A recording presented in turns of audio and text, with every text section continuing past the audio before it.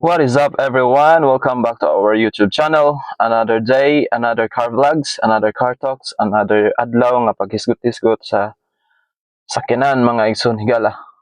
So today, it's officially 1 week old sa ato ang Hyundai Venue and ato siyang gischedule for tint sa ato ang windows. Okay, we are going to have our window tint for today. So join with me, join with us as we are going to show you the process of tinting this car to Hyundai Dumaguete City. So right now I am sitting at the back seat of our Hyundai manual transmission. So it's very spacious. Kasyang-kasya ang tulo ka tao nga pareho nako. So I am around 5'6" and I weigh 75 kilograms. So kasya ang tulo ka pareho nako. So muna siya sa front. So this is the perspective if you are sitting at the back. So this is what you can see. Okay. So at the back there is the tonneau cover. This is free. The tonneau cover is free from the casa. And then of course you have the dome light. And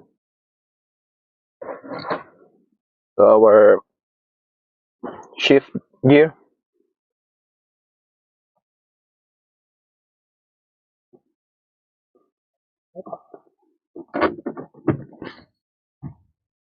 Right, so let's go everyone to Dumaguete City. Let's take a look at the outside view of our Hyundai Venue manual transmission. So muna siya ang hitsura.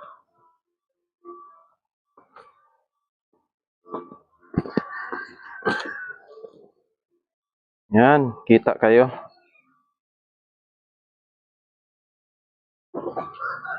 It's just like the Toyota Race.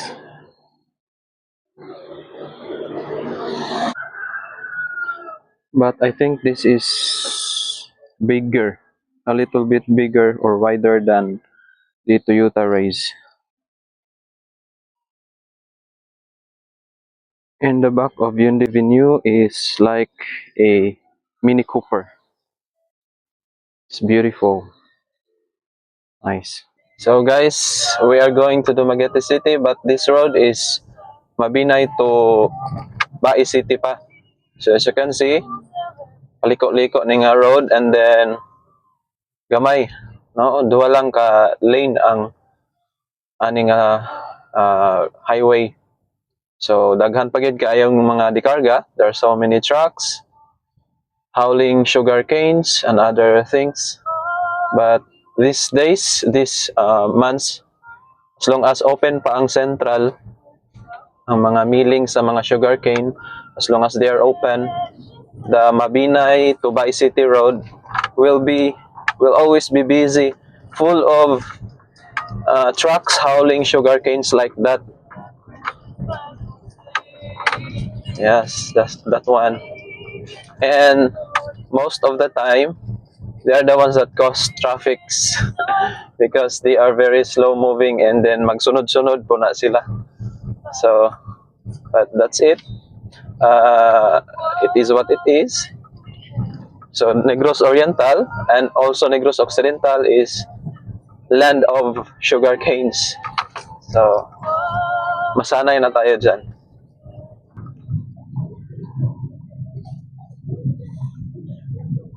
That is city. That one is the Negros Oriental State University Bai City Campus. So na-change na ang color. Sa una, the color of that is blue and red, pero it was changed, I think last year, nag-start of change because the new president, they have a new president also. So that's the park, Bais Park. It's a beautiful park. Nice to stay. The Bais City Evacuation Center and the Metro Bais.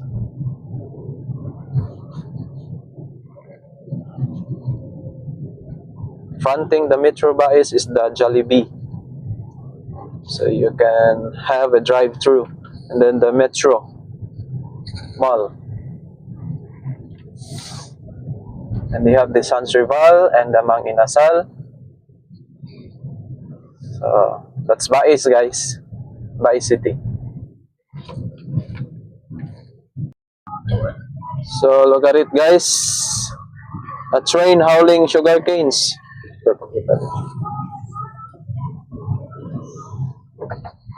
Welcome to Tanay City. So the city of professionals. O ilahang ingon.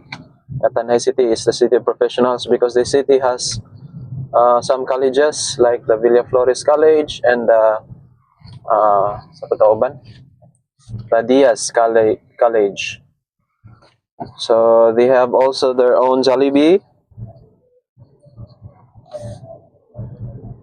Goldilocks, 7-Eleven, and they have two malls here, the Prince. So gaatbang lang gyud ang ilahang malls, ang Prince Hypermart o ang Pure Gold na lang makita nato sa unahan ini nga video. So on the right side the Prince Hypermart and on the left side is the Pure Gold. So ana gaatbang lang ang ilahang malls sa Tanay City.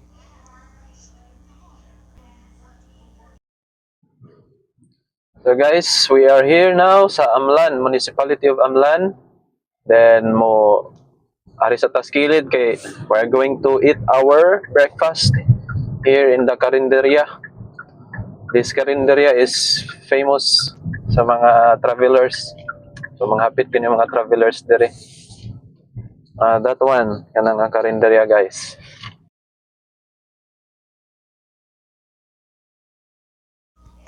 Alright, so since man tay pamahaw, so hapit sa taniining Carinderia sa Municipality of Amlan. So by the way guys, this eatery is just near the population of Amlan. So simple foods lang. Let's eat. Alright, so nabusog na gid ta guys. Nahuman natas ato ang pamahaw. We are done with our breakfast. It's time to go. It's time to continue with our travel to Dumaguete City. Let's go.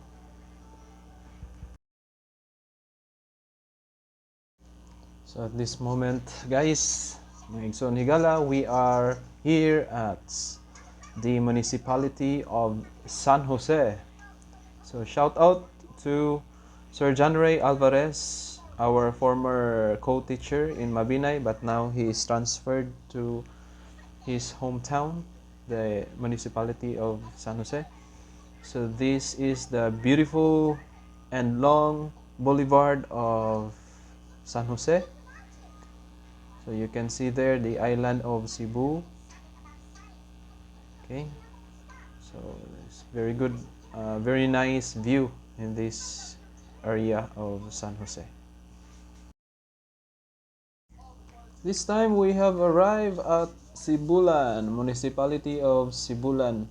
So we are very now near sa Dumaguete City.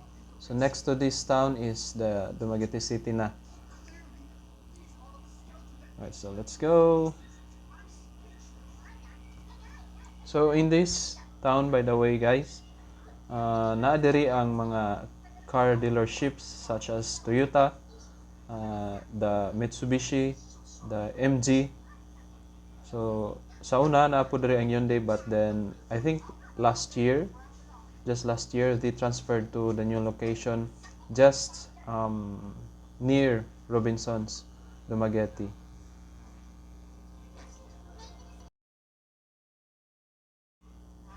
Okay, so mahapit sa Silliman University Medical Center. because we need to buy some vitamins for my wife. She is pregnant, by the way, guys, so we need vitamins from her doctor. So yeah, we are here at SUMC, or the Suleiman University Medical Center, and unfortunately nahutdan sila og stocks, so they are out of stocks. The doctor said not yet delivered, so hopefully next time nana ang vitamins. Right, ari na punta sa Norso, moagi sa ta sa government center of Negros Oriental Province, this one. And then the Negros Oriental State University main campus in Dumaguete City. Ito hapiton diri, guys, na load slip. Okay, so here we are in Hyundai Dumaguete City. Labot na kita sa Hyundai Dumaguete City. So magpatent na ta. Update, guys. So wala pa nahuman ang pagpatent sa ato ang Hyundai Venue. So according to them, it will take 3 hours to finish the tinting of our unit. So for now, we are going to check in sa DCCO Hotel. So this is a very new and nice hotel here in Dumaguete City. So itong tanawon. So naata sa 3rd floor, and then sa 2nd floor mao ni ilahang restaurant or cafeteria. So that's the restaurant. Okay, now we are going to our room. Okay, let's go with our room.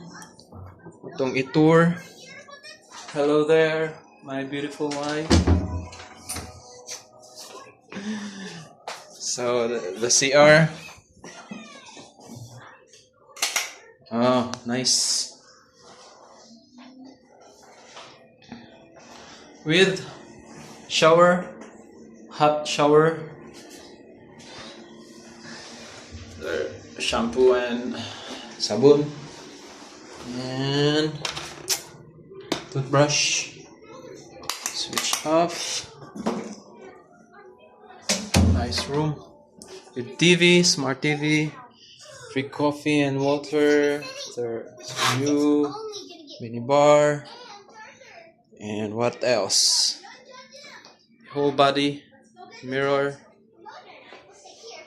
and with a nice bedroom with a nice color and lighting.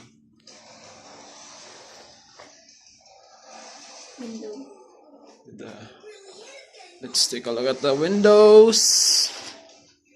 Wow, nice. Not so nice view kay daghang building, but it's good. Para ni close kay di makita ang boulevard. Okay, so for now, mag-wait sa call sa Hyundai kung mahuman nila ang pagtint. So we have to wait for their call after 3 hours of working that tent for our venue. Maybe at 4 p.m. mahuman na nila. Okay, let's go. Rest sa ta, paway sa ta, and watch sa ta og cartoons. Let's go! So let's go now, get our Hyundai Venue kung mamana og tint. Let's go, guys, sa Hyundai Venue. Thank you.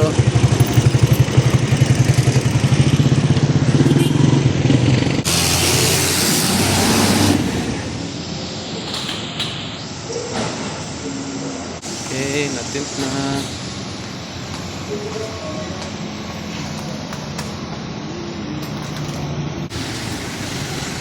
Alright, tent is done.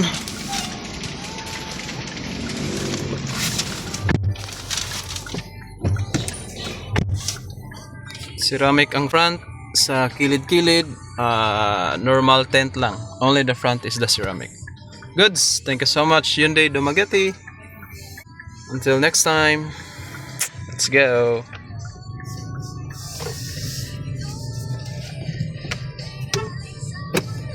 Alright. All goods na. So, according sa nag-install, 1 week dili siya pwedeng trapuhan ning sa sulod because of the ceramic tent. Then sa kilid 3 days, at least 3 days dili siya pwedeng i-down. Okay, so ato lang i-follow ang instruction sa nag-install to avoid some damages sa ato ang tint.